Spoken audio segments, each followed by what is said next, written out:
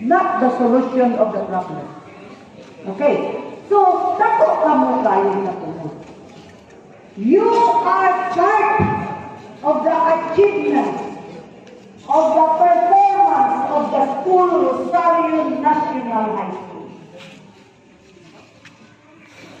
Lalo ba na kung pag-say, cooperative kayo o mga ayat lang, pero palakpakan na po itong kagalimot kay niya din mo karoon, nagpakialam kami sa inyo.